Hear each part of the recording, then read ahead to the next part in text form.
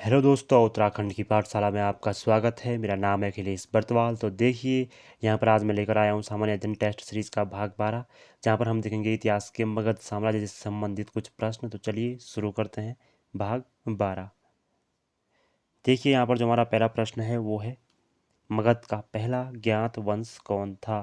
तो देखिए, इतिहास जहाँ से लिखना शुरू हुआ है, लिखा मतलब इतिहास को लिखा जाना जब शुरू हुआ है, तो जो हमें पहला ज्ञात वंश मिला है मगध साम्राज्य का, तो कौन सा वो वंश था। तो इसका जो सही आंसर है वो है हर्यक वंश। देखिए, बिंदुसार ने इसकी स्थापना की थी हर्यक वंश की, और यही पहला वंश है मगध का।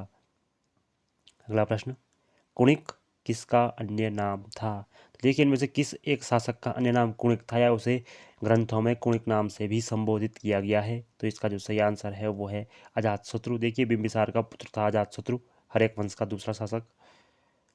अगला, काशी तथा वज्रसंघ को विजित कर मगध में किसने मिलाया।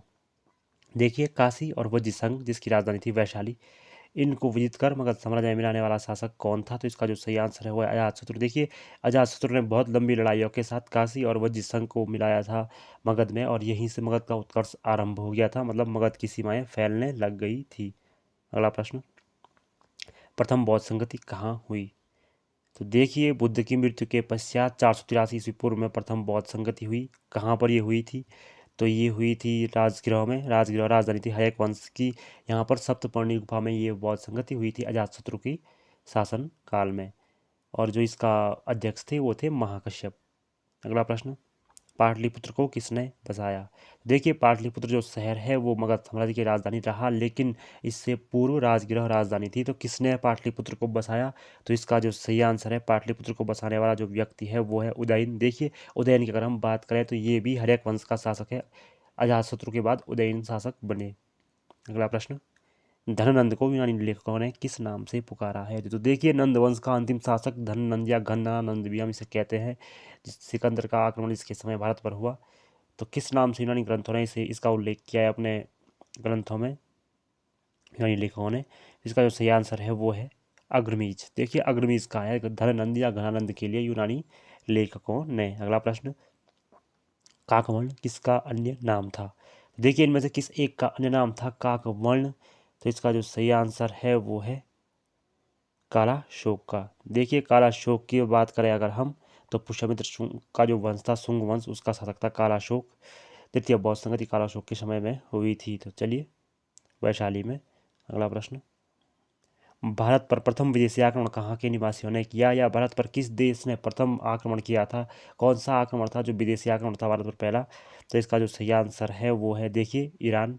ईरान के शासकों ने भारत पर प्रथम आक्रमण किया। देखिए, हकमनी वंश जो ईरान पर था उसने भारत पर पहला आक्रमण किया, लेकिन जो सफल आक्रमण किया वो किया था दारा प्रथम ने 522 ईस्वी पूर्व में। डेरियस जिसको हम कहते हैं। अगला प्रश्न, सिकंदर और पोरस के मध्य कौन सा युद्ध हुआ। तो देखिए, इनमें से कौन सा युद्ध हुआ था सिकंदर और पोरस के मध्य।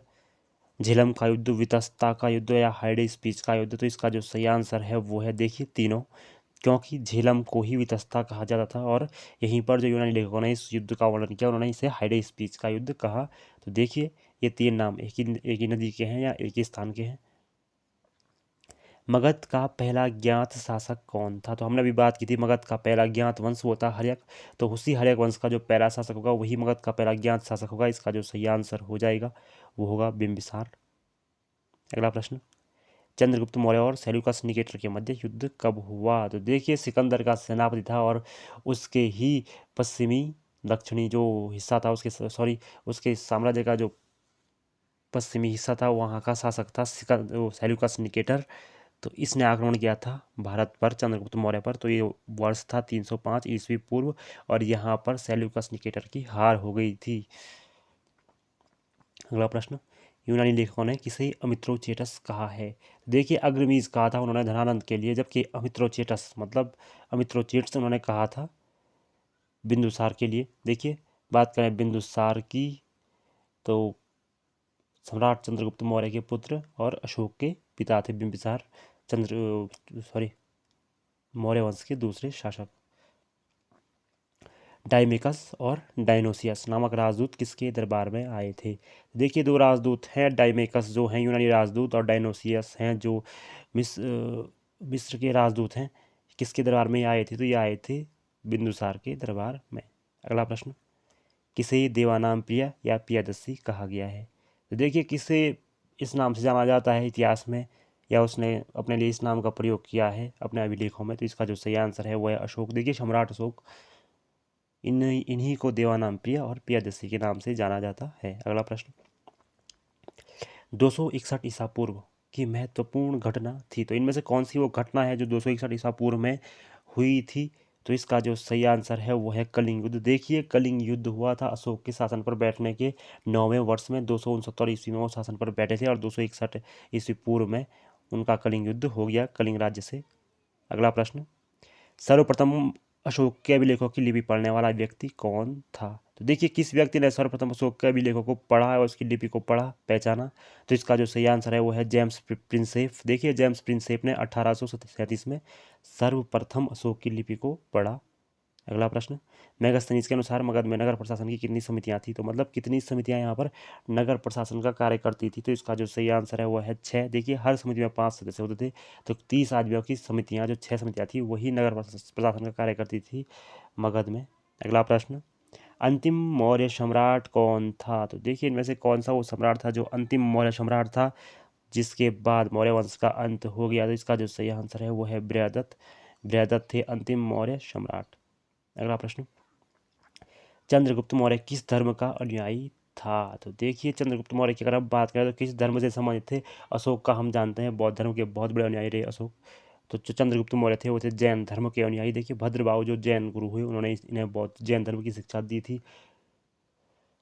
अंतिम जो हमारा आज का प्रश्न है वो है, अशोक के किस अभिलेख में कलिंग युद्ध का वर्णन है? तो देखिए, कलिंग युद्ध का वर्णन किया है अशोक ने अपने एक अभिलेख में। अशोक के कई सारे अभिलेख में प्राप्त हुए हैं, तो उनमें से जो बड़े अभिलेखों में से जो 13वां अभिलेख है, 13वें अभिलेख में उन्होंने कलिंग युद्ध का वर्णन किया है, वहाँ की जो त्रासदी है उसको बताया है। तो देखिए, ये थे हमारे आज के प्रश्न। धन्यवाद, जुड़े रहिए।